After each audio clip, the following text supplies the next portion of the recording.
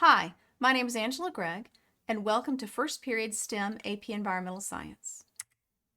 Our class consists of 22 ninth graders, all in the Advanced Math and Science pathway.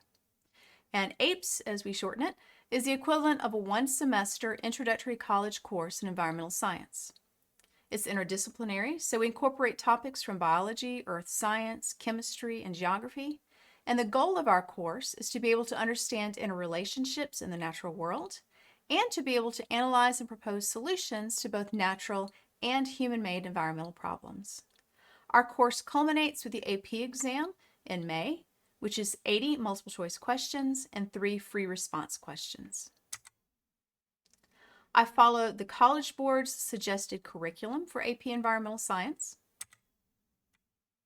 There are 9 units in the course over the entire year, and each unit is broken down into individual topics.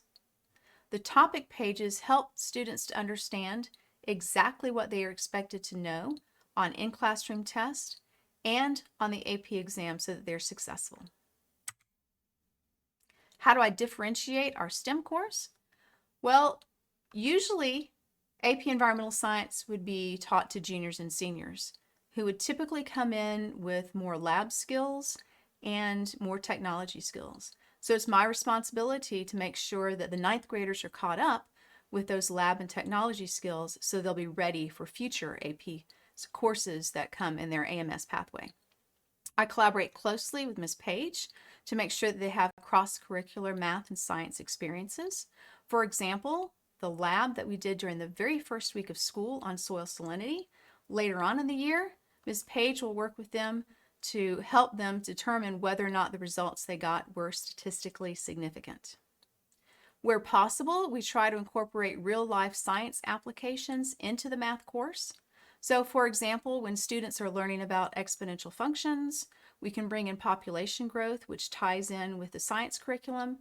And when students are learning about logarithms, they'll learn, we can incorporate pH scale and also some of the biodiversity indices, which are built off of logarithms. I use CTLS in order to share assignments and information with the students. Each week, I publish an agenda on the class board so the students know exactly what they are expected to do during the week and which assignments are due. If I have anything extra to share with the students, I share that in the announcement section. During the first week of school, your student should have shared with you the syllabus. I'd like to point out a couple things on the syllabus that are important. For one, how the students will be graded. During this fall semester, summative assessments will count 50% of the grade, formative assessments will be 40%, and the final exam will be 10%. I'm available for extra help Tuesdays right after school and Wednesdays before school. And if you should have any questions or comments for me, students or parents, you're welcome to contact me at angela.greig@cobbk12.org.